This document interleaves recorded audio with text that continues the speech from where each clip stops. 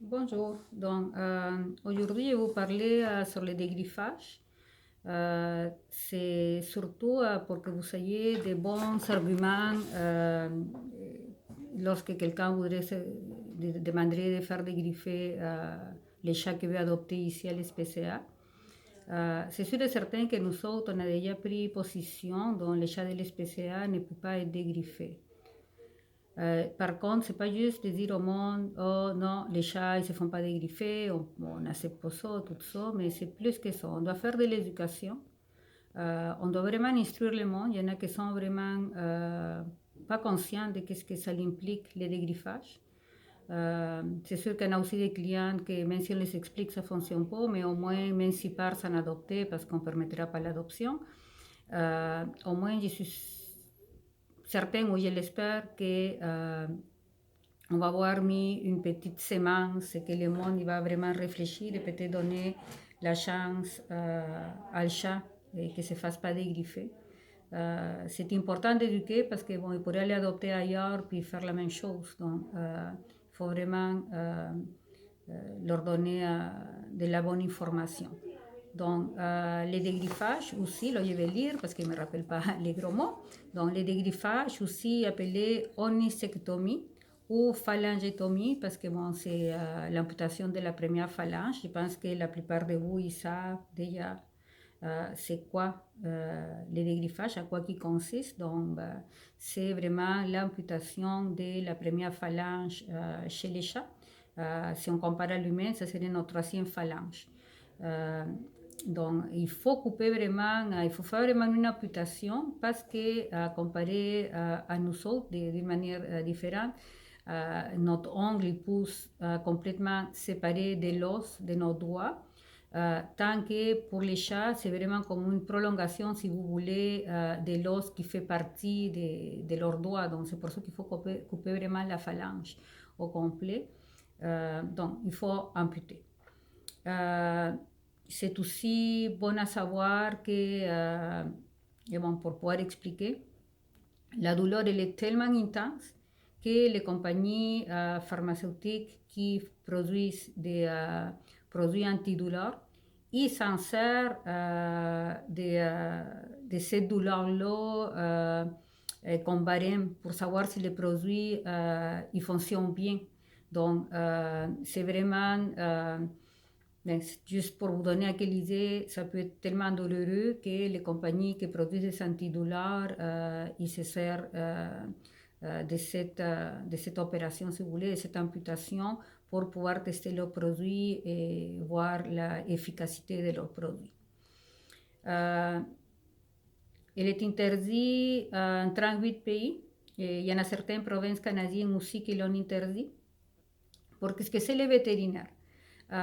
Les associations de l'American, c'est la American Association of Veterinary, la même affaire que l'association canadienne des vétérinaires et l'ordre des vétérinaires de Québec, ils ne l'interdisent pas. Par contre, ils s'opposent, dire s'opposent, mais ils la recommandent vraiment pas. Il recommande beaucoup plus les alternatives, que bon, on va parler dans une autre formation. Et puis, parce que c'est vraiment aux vétérinaires de décider, c'est une question entre eux dans leur éthique, dans leur manière de fonctionner. C'est vraiment les vétérinaires, parce que sinon ils couperaient certains droits aux vétérinaires. Donc c'est vraiment les droits du vétérinaire de décider ou pas comment ils exercent d'une certaine manière la profession. C'est sûr qu'il y a des règles à respecter, mais par rapport à cette opération-là, entre autres, c'est que c'est vraiment au vétérinaire de décider s'il veut faire les dégriffage ou pas. En passant, le dégriffage aussi, c'est une chirurgie qui n'a aucune raison, donc ça vraiment, c'est complètement inutile, c'est une chirurgie non nécessaire. Donc, en tout cas, en espérant de plus en plus de vétérinaires, ils refusent de la faire aussi, donc on espère que ça va continuer de même. ou que bien le Canada ou la province de Québec qui va prendre finalement position puis qui va l'interdire, mais d'ici là, il faut éduquer. Les conséquences, donc il y a vraiment plusieurs conséquences des griffages. C'est pas juste des conséquences physiques, mais aussi des conséquences psychologiques. Malheureusement, une fois qu'on dégriffe un chat, on ne peut plus remettre ses griffes. Donc, si on parle physiologiquement, ça l'amène vraiment des douleurs intenses. Il y a aussi dire que les chats, ils marchent sur la pointe de leurs pattes. On appelle ça des digitigrades. Donc, ça veut dire, ça c'est les animaux. On va le dire aussi pour les montres, mais les montres vraiment sur la pointe de leurs pieds. Quand on coupe la phalange, les chats, ils deviennent tout à plat. Donc, ils ne peuvent plus marcher de la manière naturelle qu'ils devaient marcher. Tout son squelette, il se voit affecté pour la nouvelle démarche. Il faut qu'il apprenne à remarcher dans le fond. Donc ça n'affecte pas juste les pattes, ça l'affecte aussi la colonne vertébrale, la posture en général du chat, son cou. Il y a beaucoup de choses qui sont affectées. Entre autres aussi, il va y avoir des arthrites précoces qui vont se présenter au niveau des pattes et au niveau du corps en général, justement à cause de la déformation, si vous voulez, qui est faite après un dégriffage. Il y a aussi que quand, comme je vous disais tantôt, la griffe, elle pousse vraiment de l'os directement. Donc, si jamais il y a un mini morceau qui reste à l'intérieur lors de l'amputation, la griffe va repousser. Mais malheureusement, il va repousser vers l'intérieur de la patte. Là. Il ne reviendra pas à l'extérieur. Donc, imaginez-vous la douleur intense des griffes qui poussent à l'intérieur de ces pattes-là. Je vous ai laissé aussi une petite bibliographie avec un petit document qui c'est le résumé justement de laquelle que je parle. Je n'ai pas fait une grande présentation, je ne vais pas réinventer la roue. Il y a des grands spécialistes comme Edu Chator et Jackson Galaxy qui ont déjà fait de très bons documents et des vidéos là-dessus. C'est de là que je me base dans le fond pour vous en parler aujourd'hui. Donc, ce que je vous invite, c'est peut-être d'aller regarder les vidéos, la même affaire que lire les documents faits par Edu Chator. J'ai tout laissé les liens dans ces documents-là. Donc, comme je vous dis, bon, si la griffe pousse à l'intérieur, les arthrites précoces, ça c'est une des choses. Mais psychologiquement aussi c'est terrible. Parce que de une, on vient d'enlever la première, la première ligne de défense du chat. Si d'habitude un chat, la plupart en tout cas avant pour avertir, il va donner un coup de patte sans griffe.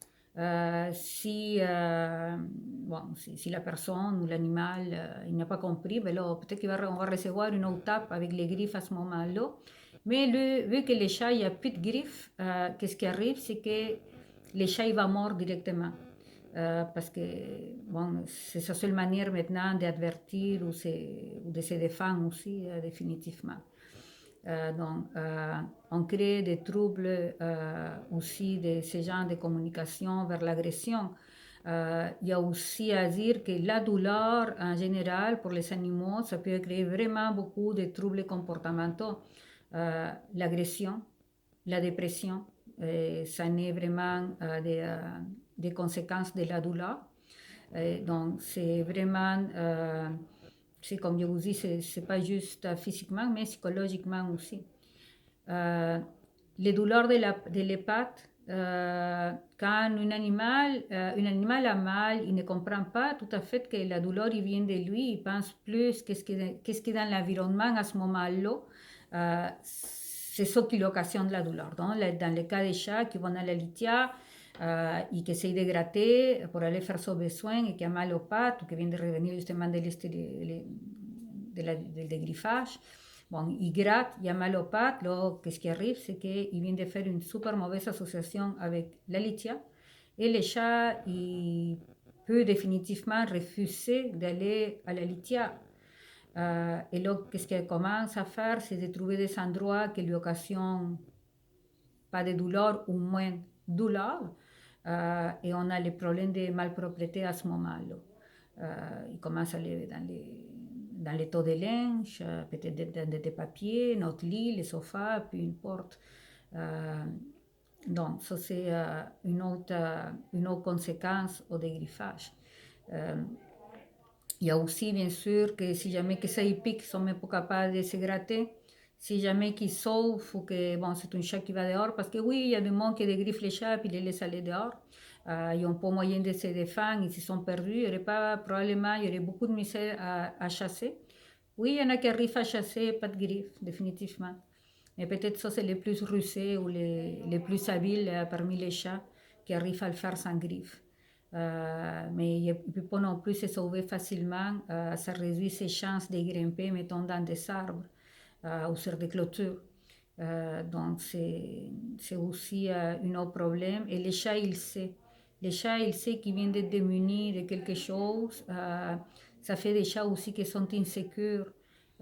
Comme je dis, c'est pour ça les problèmes d'agression ou justement de dépression ou de craintes extrêmes. Parce qu'ils savent qu'il est plus capable de se défendre s'il arrive de quoi. Donc, bon, et la douleur, non, il ne faut pas oublier avec ça non plus. Il y a des changements d'humeur aussi qui peuvent se faire. Donc, c'est vraiment ces raisons là pour laquelle c'est sûr, on est pour le bien-être animal, donc tout ce qui pourrait occasionner la douleur ou le mal-être, on doit l'éviter. C'est aussi une raison pour laquelle on reçoit des chats en abandon. Malheureusement, quand même, les chiffres sont assez significatifs. Environ entre 7 et 9 chats sur 10 dégriffés, tôt ou tard, ils vont présenter des troubles de comportement ou des douleurs permanentes. C'est quand même assez intense. C'est à peu près 80% des chats qui se font dégriffer qui vont avoir des troubles avec ça.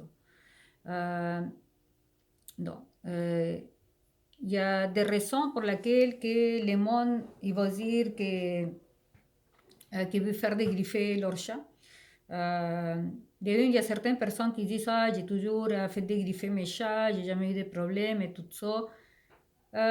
Oui, mais ça se peut qu'ils sont assez chanceux qu'ils n'ont pas eu de troubles et que les chats aient eu une vie très sérieuse. Mais peut-être non plus ces propriétaires-là, ils ne se rendaient pas compte du malaise de leur chat et que, tu sais, il y a des fois du moins je parle, puis là, ils me disent, ah oui, c'est vrai, oui, mon chat, il mordait beaucoup, mais il n'y avait aucune idée que c'était une conséquence du dégriffage. Du monde qui me dit, ah oui, après la chirurgie, il était caché tout le temps, il ne sortait plus, il était moins social. Ben, encore là, ils ne pensent pas que c'est nécessairement, ils pensent des fois parce qu'on déménageait, là, les chats maintenant, c'est une chat de sous-sol qui est cachée. Mais ben, c'est le dégriffage probablement qui a occasionné ça, plus que le déménagement, ou encore pire si on n'a jamais déménagé, que le chat a changé de comportement. Donc, il y a aussi, comme je vous dis, le monde qui se rend pas compte que l'animal il vivait une malaise, des fois des chats qui secouent tout le temps les pattes aussi, puis le monde il pense, oh, il ne comprend pas pourquoi, mais il pense que c'est bien normal. Je pense que des fois c'est seulement les plus durs à convaincre des fois, mais il faut juste que vous expliquez le pourquoi qu'on a pris cette position-là, puis pourquoi qu'on pense que c'est vraiment pas une bonne idée. Donc, il y en a souvent qui vont dire, ah oui, ok, mais j'ai mes meubles, je ne veux pas que mes meubles se fassent graffiner, tout ça. Moi, ça m'étonne de leur dire, bien sûr, écoutez, un animal, ça vient avec des poils puis avec ses griffes. On doit les prendre comme ils sont. Sinon, si on avait des enfants, puis je ne sais pas, qui n'aiment pas que nos enfants, je ne sais pas, ils peinturent les murs, ben on ne va pas y couper les mains. On les éduque. Et on fait des arrangements pour qu'ils aillent faire la peinture ailleurs. Ça finit là. Bon, c'est la même affaire avec nos choses, dans le fond.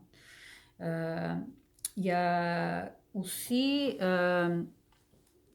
différentes manières d'éduquer un chat ou d'utiliser des alternatives comme les softballs, les protège-griffes. Il y a les Feliway Scratch. Tout chat, il devrait avoir un minimum d'un arbre à chat, un bon arbre. On parlera aussi dans une autre formation comment choisir et comment placer les arbres à chat et les poteaux à griffes. Mais tout chat, il devrait avoir ça. Les placer dans le bon endroit pour que soit attirant pour les chats. Ça existe des produits, comme je disais tantôt, le Feliway Scratch ou l'herbe à chat ou peu importe, qui va aider à attirer les chats vers l'endroit où on veut qu'ils fassent ses griffes. Donc, ça, le monde, j'espère qu'ils vont pouvoir comprendre. Il y a des autres qui disent, ok, mais moi j'ai des enfants et je ne veux pas que mes enfants se graffiner. Je dis, ok, oui, mais ils se feront graffiner, mais ils vont se faire mordre. Une morsure est toujours beaucoup plus dangereuse qu'une graffinure. À part de ça, vous ne le savez pas, la même affaire que pour les meubles, donner une chance au chat. Est-ce qu'il va vraiment faire des marquages ou que vous ne voulez pas? Est-ce qu'ils vont vraiment graffiner les enfants? Pas nécessairement. J'ai dit, c'est sûr que je donne mon exemple tout le temps parce que bon, j'ai plusieurs chats à la maison, dans une petite maison.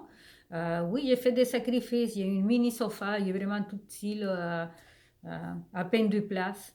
J'ai pas grand-chose. Donc, est-ce que ce serait mon salon que des arbres à chat puis des tablettes? Mais là, que c'était mon choix d'en avoir autant ou d'en sauver autant. Mais il n'y a aucune de mes meubles qui s'est fait toucher. Quand j'ai commencé à le faire sur ma chaise de cuisine, ben, j'ai juste tassé ma table, j'ai tassé mon set de cuisine et j'ai mis une arbre à chat juste proche de que les chats venaient faire ses griffades. Et plus jamais qu'ils ont touché à une de mes chaises. Donc, c'est sûr et certain qu'il y a manière de l'éduquer. Il y a justement une super bonne vidéo de Jackson Galaxy, comment il s'appelle déjà, Get Out of the Furniture, puis comment montrer les limites aux chats. Donc, oui, on peut les entraîner, et comme dans tout animal, comme dans tout entraînement, on peut dire non, aussi longtemps qu'il y a une oui qui est suivie. Ça veut dire, en fait, qu'on donne un choix à l'animal. Ok, je ne veux pas que tu fasses ça, mais j'aimerais que tu fasses telle affaire. Donc, dans le cas de la griffade, ok, je ne voudrais pas que tu graffines mon mur, mais voici, tu as une poteau à griffe juste à côté. Et tranquillement, une fois qu'on éduque les chats et qu'ils commencent, on peut même changer la place. C'est sûr que là, on en parlera plus en détail pour les emplacements, parce que oui, c'est le chat qui décide ou qui fait ses griffades, parce que c'est un moyen de communication, c'est aussi quelque chose territorial. Donc, ça, on en parlera plus en détail dans une autre formation. Mais définitivement, il y a des manières d'éduquer un chat à aller faire les griffades ou qu'on veut. Les enfants, pour les griffades avec les enfants, on doit éduquer les deux. Entre autres, la manière de jouer, la manière de respecter l'animal. Puis aussi le chat qui doit apprendre à se comporter avec les humains, on dit pas comporter, mais à cohabiter avec les humains, et qu'on n'est pas des chats et que malheureusement on ne peut pas jouer de la même manière. Mais tout ça, ça s'apprend. Il n'y a aucun problème pour ça. Les autres ils disent, ok, il y a déjà un chat dégriffé à la maison, il y aurait peur qu'il se passe des fans, il y a un chien, ou peu importe. C'est une introduction qu'on a besoin, une introduction qui pourrait prendre une semaine, 2 semaines, des mois, tout dépendant. Il faut respecter les rythmes des animaux. Encore là, il y a des phéromones qui peuvent venir nous aider, comme les Feliway Friend ou les Feliway classiques pour descendre un petit peu le stress. Il y a des mots spécialisés en comportement qui peuvent aussi beaucoup nous aider. Il y a plein d'informations. Mais la solution, ce n'est pas de dégriffer le chat, c'est de faire de belles intégrations. Parce que c'est la même affaire. Un chat qui se sent démuni de protection, ben, il va être plus agressif. Donc, et même si le chat est déjà resté à la maison pendant une couple de mois avant de se faire dégriffer, quand il revient, ça sera pas pareil. Il faut réintroduire. Et là, on a un chat qui n'a plus de défense. Donc, il y a beaucoup plus de risques d'agression à ce moment-là qu'il avait avant. Donc, ça, c'est une autre affaire à dire aux clients. Il y en a certains aussi, je me suis déjà fait dire par quelqu'un, oh, ben, j'ai des griffes mes chats parce que j'ai fait de la diabète. Donc, si j'ai une blessure, il risque de s'infecter. Ben, il y a un autre risque d'infection quand on a un diabète, ça guérit pas bien, ça prend du temps, tout ça, oui, mais et une morsure, pensez-vous que ça se guérit plus vite? Définitivement beaucoup plus dangereuse. Et pourquoi, de toute manière, notre chat, il nous grifferait? C'est peut-être parce qu'on ne joue pas adéquatement. C'est peut-être parce qu'on ne respecte pas les chats d'une manière quelconque. Peut-être qu'on lui donne pas son espace, son temps. Peut-être parce que, okay, mettons qu'on va dire qu'un chat qui a un pas super bon comportement, pour une raison quelconque, il est comme ça. C'est sa personnalité, est un plus grinchou. Ben là, on lui laisse la paix, on enrichit son environnement, on joue avec lui, on fait d'autres genres d'interactions. Euh, c'est pas tous les animaux qui aiment se faire caresser. Donc, il faut l'accepter que c'est pas une raison pour le dégriffer de toute manière. Donc, c'est vraiment, comme je vous dis, à éduquer. Encore là, quelqu'un qui a la diabète puis qui a peur de se faire graffiner, ben, je conseillerais probablement soit de garder les griffes tout le temps très courtes, et c'est recommandé dans les trois cas, mais aussi et peut-être les protège-griffes encore. Donc, il y a vraiment des solutions et le dégriffage, définitivement, ça n'est pas une solution. Donc, mais qu'est-ce qu'on fait avec un chat qui est déjà dégriffé? Donc, pour des clients que vous en parlent déjà qu'un chat dégriffé, qu'est-ce qu'ils pourraient faire pour l'aider, ou qu'on a des chats déjà dégriffés ici au refuge qui se font adopter. La première des choses qui est vraiment, vraiment conseillée dans ces colos, c'est l'enrichissement, mais plus, vraiment plus, les stimulations dans tous les sens, plus aussi. Justement pour garder un chat qui est quand même heureux malgré tout. Qui est un chat quand même qui a une bonne activité. Aussi, tout ce que c'est des objets qu'il peut attraper et qui joue avec ses pattes, comme les kikarous, ou quand on joue avec les agachas, et qu'il attrape, ou peu importe, mais quelque chose qui fait vraiment attraper puis jouer. Pourquoi? C'est parce que ça fait lubrifier au niveau des articulations ces mouvements-là.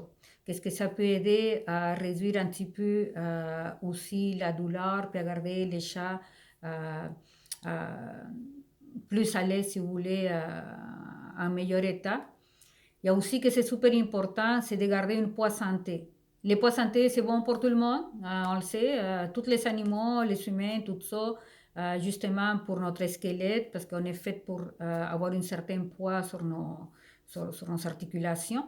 Mais dans les cas des chats dégriffés, ça l'est encore beaucoup plus important parce que comme j'ai parlé plus de bonheur, ben là, avec les poids, là, il marche à plat, tout son squelette s'est vu affecté, fait que si en plus de ça, il a un surpoids, ben, ça va être encore plus pénible. Et si jamais il a déjà mal aux pattes parce que l'arthrite a été précoce, ou qu'il y a la griffe qui commence à pousser puis qu'on ne sait pas encore, avec un surpoids, ça va être encore pire, hein, ça va être horrible. Donc, les poids santé aussi, c'est super important, surtout pour ces chats-là déjà dégriffés.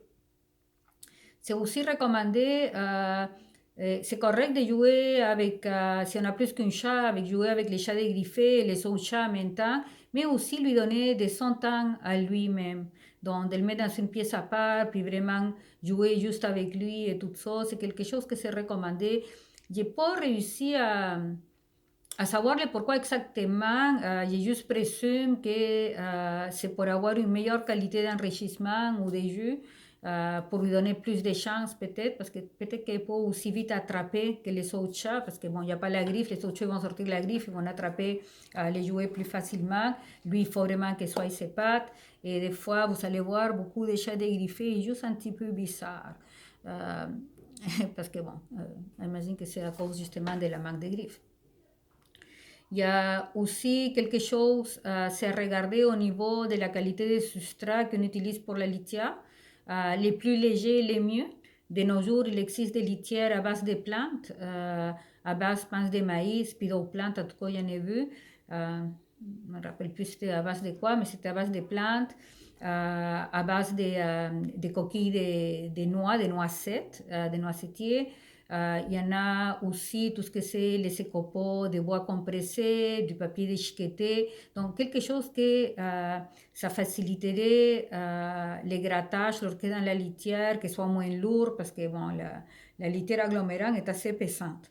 Bon, si, idéalement, ça serait de leur donner du terreau, mais un terreau, si la terre, bon, elle est très salissante, et bon, ça peut aller trop vite et tout ça, mais on peut trouver des options, même des pipi-pattes. Il y a des fois, ça fonctionne très bien avec des pipi-pattes.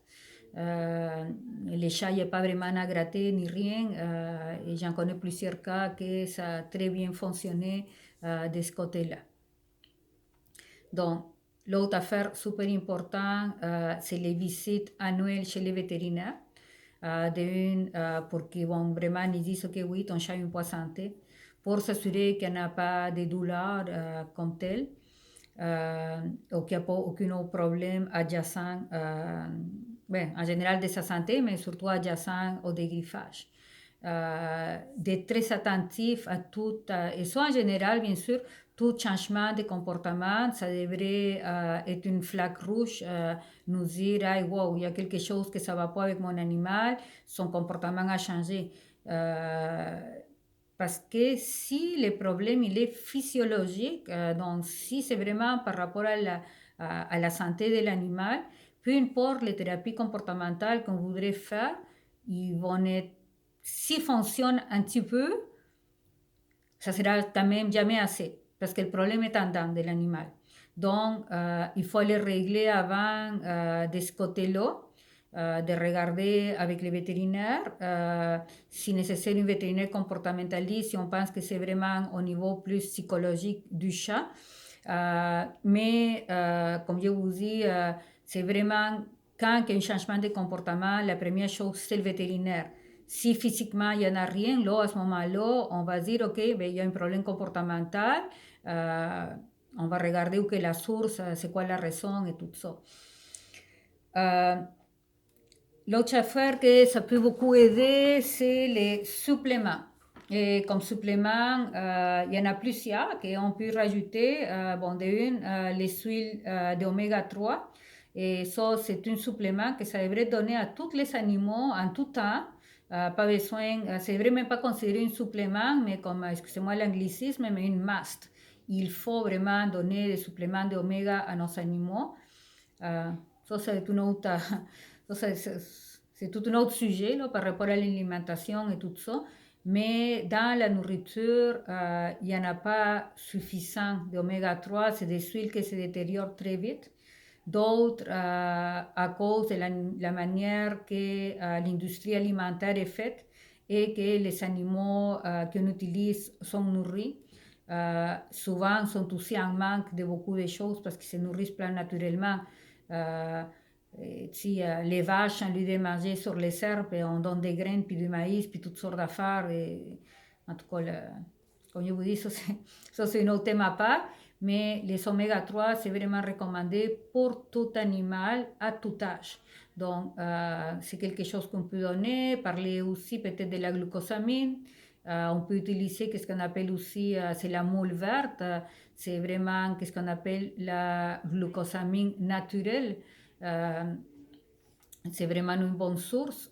Puis avant d'oublier, si on travaille avec des huiles oméga, il faut vraiment varier la source. Donc, des fois, vous allez utiliser, mettons, l'huile d'oméga saumon, donc tantôt l'huile d'oméga hareng, après ça, du lumarin, des phoques, peu importe. Le pourquoi, c'est parce que toutes ces huiles-là, ils contiennent différents pourcentages et différentes propriétés. Donc, pour pouvoir avoir un bon effet, une bonne, comment dire, profiter de tous les bienfaits des oméga, c'est bien de changer la source de nos oméga. Donc, en tout cas, entre parenthèses. Et puis, il y a un autre produit qui s'appelle MSM. L'MSM, c'est quand même assez récent qu'on a trouvé ce produit-là. Qu'est-ce qu'on utilise? C'est la membrane qui était entre la coquille de l'œuf puis la partie liquide de l'œuf. C'est très riche en chrodontine, en calcium, en plusieurs choses. Donc ça aussi, c'est quelque chose que c'est très recommandé, même pour l'humain en passant. On peut la trouver même à la boîte à graines et tout ça. Pour ce que c'est les autres produits, je conseille tout le temps d'aller voir soit le vétérinaire ou mettons comme des pâtes d'eau bio qui a une boutique qui vend vraiment des suppléments que pour les animaux parce que les concentrations comparées à les concentrations humaines, c'est complètement différent. Donc, et dans certaines, il pourrait y avoir des affaires qui sont bonnes pour l'humain, mais pas bonnes pour les animaux. Donc, il faut quand même bien renseigner, chercher des conseils, en discuter avec notre vétérinaire ou en discuter avec quelqu'un qui est spécialisé en nutrition animale. Donc, il y a vraiment des choses qu'on peut faire pour ça. Non. Avec ça, j'ai fini cette formation, cette mini-formation. Il y a quelque chose aussi, il y a ce film-là. Oh, là, vous voyez à l'envers, parce que c'est une vidéo sur des pop projects, des films. On peut le trouver sur YouTube. On peut me l'emprêter. Il y a une DVD ici que j'ai pu l'emprêter. C'est vraiment très très bien expliqué par rapport à ce que c'est le dégriffage et tout le reste. Donc, je vous conseille vraiment. Il y a une petite feuille aussi que vous pouvez me la demander à moi ou à Keila. On va la mettre sur une petite équipe Teams qui éventuellement le monde va être invité. Mais c'est vraiment la petite feuille de résumé que j'ai faite pour aujourd'hui. Mais que c'est intéressant, c'est que là, vous voyez vraiment la bibliographie que j'ai utilisée pour faire cette mini-formation. Et c'est sûr et certain, si jamais que vous avez des questions, venez nous voir. Mylène et moi, on est vraiment contentes à chaque fois qu'on peut répondre à vos questions et qu'on peut vous aider, vous orienter. On veut faire vraiment de vous des super conseillers. On veut vraiment vous transmettre toutes nos notions, nos connaissances. Les formations, on les prend justement pour ça, pour les garder pour nous, mais pour pouvoir les partager. Et que tous ensemble, on peut faire vraiment une différence dans la vie de tous ces animaux-là. Bye, merci.